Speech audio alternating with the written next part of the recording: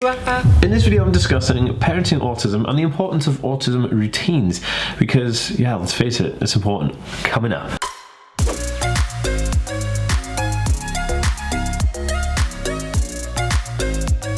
Hey guys, welcome back to the Aspie world. My name is Dan. I have Asperger's syndrome, ADHD, OCD and dyslexia. I make weekly videos on this type of content, so if you're on your own here and you'd like to learn more and see more videos, remember to hit that subscribe button by clicking the notification bell.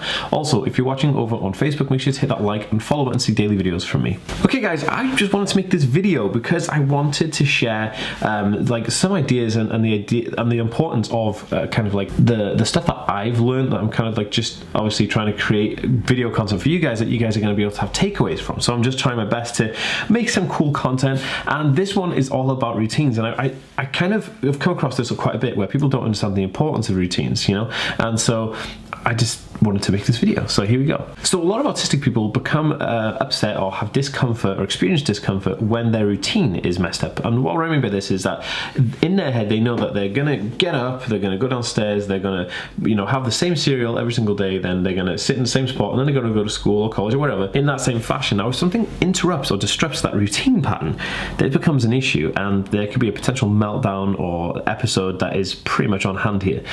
Now what I'm trying to do here is think about the routines, right? So parents and caregivers alike are always struggling to try and find like the identification between knowing what the person wants, what the person needs, and how they can help. Well, one of the main things is having consistent routines.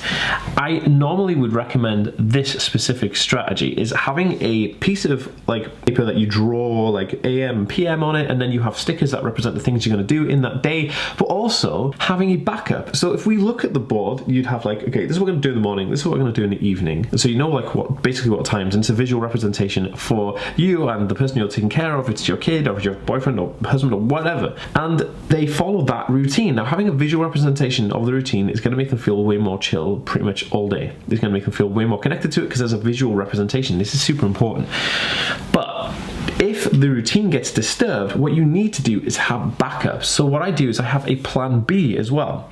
So on the list you have your plan A, but then you also have offshoots of plan B and plan C, which says like, you know, if this doesn't happen, we're going to go here. If this doesn't happen, we're going to go here or do this. So you have a bigger picture, and the outline is always consistent.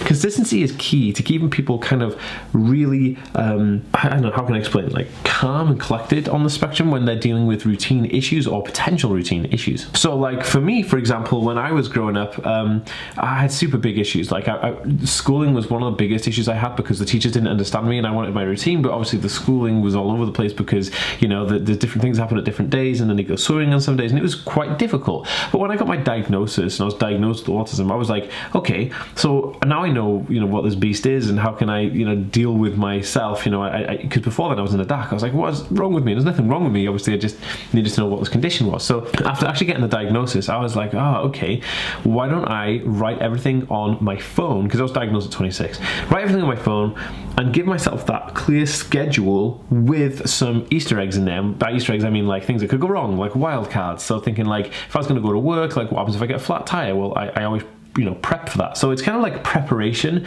for the event, but those preparation parts are like, you know, plan B, plan C, and then as many plans as you want to add into there that you think that may have potential impact, because covering the potential impact is going to greatly reduce the anxiety and the potential overload and meltdown that could follow, which I find just, you know, amazing.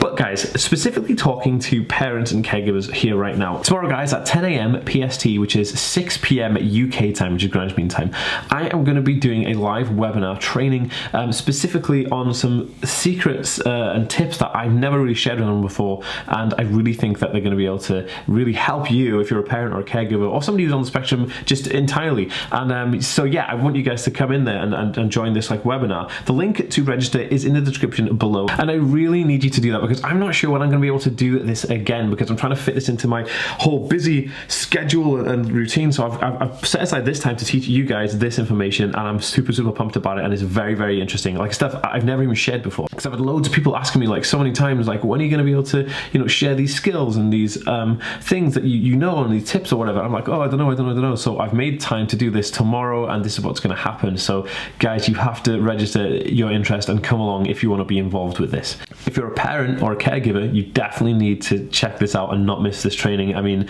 it's like a one-off for me, and I'm really, really excited to do this, and I really want you there as well, because you guys are awesome, obviously. So if you plan on coming to the live webinar tomorrow, make sure to register right now, because there's a capped limited amount of people we can have on the live webinar. Because there's only a limited amount, you really need to get on it right now. Don't hesitate if you want to join the training and have these 3 secret tips from me. Make sure to click that link in the description below, register right now so you don't miss out, and I will see you guys on the live webinar. It's going to be amazing. Please don't miss out. We have a very, very, very close limited number of people. I think there's only 100 we can actually fit in there, so please register right now. I'd love for you to be there, and don't miss out. Okay guys, I'll see you next time. Peace.